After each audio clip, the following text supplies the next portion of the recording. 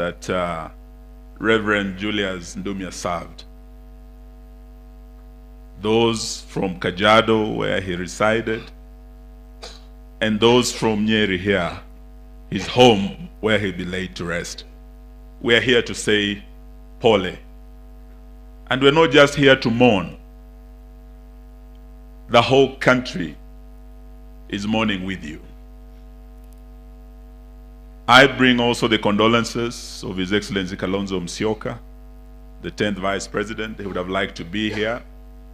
In fact, he spoke to our brother Rigiji yesterday, but he was traveling and leaving the country today. But he sent me to bring his condolences.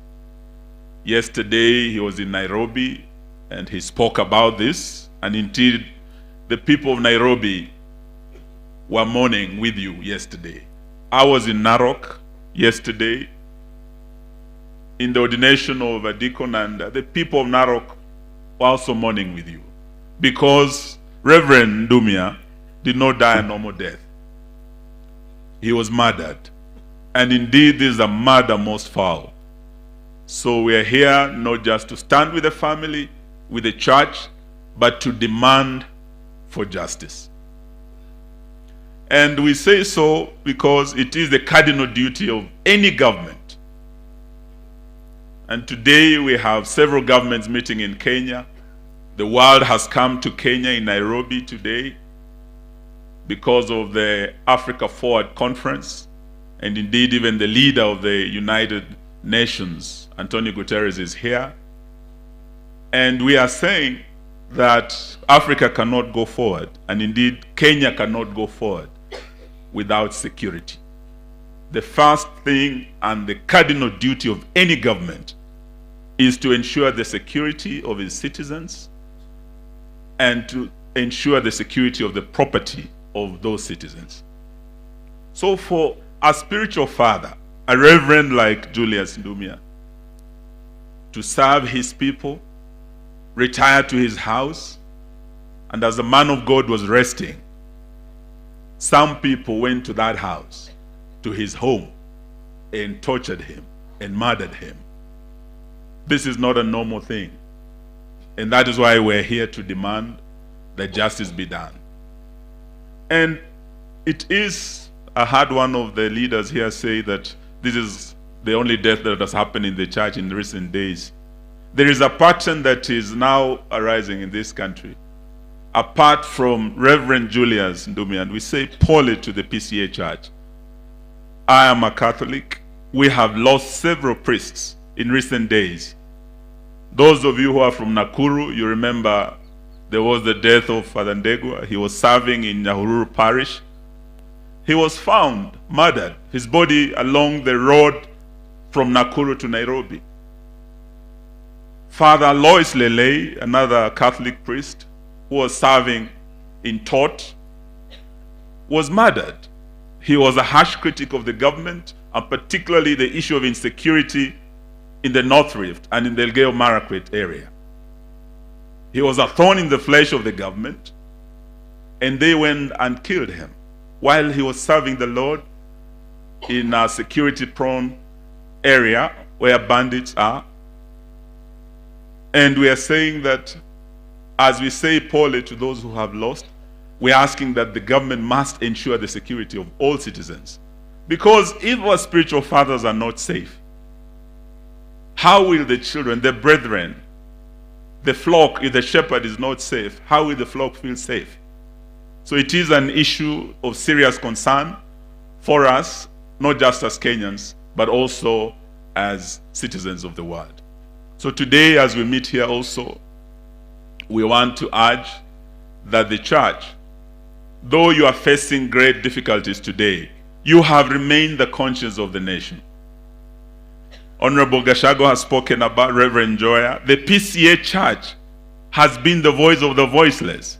Even in the darkest days of our democracy during the Moi era, the PCA church spoke out for the people of Kenya. Of course, they paid heavily. Reverend Joya paid heavily.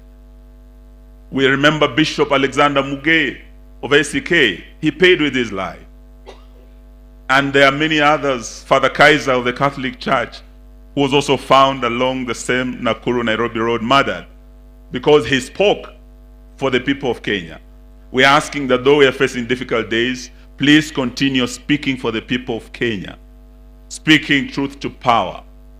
And we, in the united opposition, we stand with you as we demand that that freedom of worship guaranteed by our constitution does not depend on the generosity of the government. It is guaranteed by the constitution.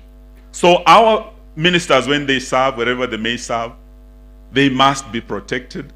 And the house of God that has been violated severally, as Honorable Gachagua spoke about Mwiki, in Nairobi, some of these churches where we have been, we've seen tear gas in Kariobangi, and Witima, what happened here. We are urging that the freedom of worship be respected, the house of God and the men in cloth who serve us be respected and be protected. Sitaki kusema mengi, nataka niwaombe sana, mtuombee. Wiki hii tunaenda katika mahakama. Ndugu yetu huyu Rigiji, mnajua yale alipitia, mkiombea familia ya Ndumia, mumuombee pia. Sababu tulikuja hapa Nyeri wakati mmoja na Mheshimiwa Gachagua wakati wa moto wa Endarasha, watoto wetu walikuwa wameaga. Na wakati huo alikuwa amepangiwa kung'atuliwa mamlakani. Tulimwambia wakati huo watu wa Nyeri na watu wa Mlima, muna marafiki. Na ingawa Rigiji alikuwa targeted then na akatimuliwa kwa njia haikuwa ya haki, ana nafasi sasa ya kipekee atendewe haki. Na yule ambaye alimtibu Dr. Dan Gikonyo pia anatoka Nyeri hii, atakuwa anakuja kutoa ushahidi kuonyesha ya kwamba wakati seneti ilikuwa inashughulikia kesi ya the deputy president, alikuwa mgonjwa, alikuwa admitted kwa hospitali yake, na hata yeye mwenyewe alimueleza Rais William Ruto ya kwamba naibu wako ako nami hapa, ni mgonjwa, niko namshughulikia. Licha ya hiyo, waliendelea usiku huo na wakamtimua na hawakumtendea haki. Tuomba ya kwamba wale ambao nimesikia jana Bwana Kindiki akisema yeye anataka sasa Dr. Gikonyo akuje huko awe cross examined. We want to tell you, Bwana Kindiki, Professor, we are ready. We have a legal team. We'll face you in court on Wednesday, and we want justice for Rigathi Gachagua as we are demanding justice for Reverend Moya. Asante Mungu. Wow. You know hata kama Reverend Ndumia ametuacha na alikuwa mwalimu, hatutaki kupoteza the meaning of the word summary. Kwa sababu sisi wengine hata kama hatuyuko walimu tulienda kwa mwalimu na akatufundisha. So we are happy that we have come to the end of that part of the program, though it has taken more time than we would have wished. We know, of course, our leaders, as they are saying, they are also expressing what they are feeling. And I know everyone who has come, our coming is a statement by itself. We have two presentations to be made.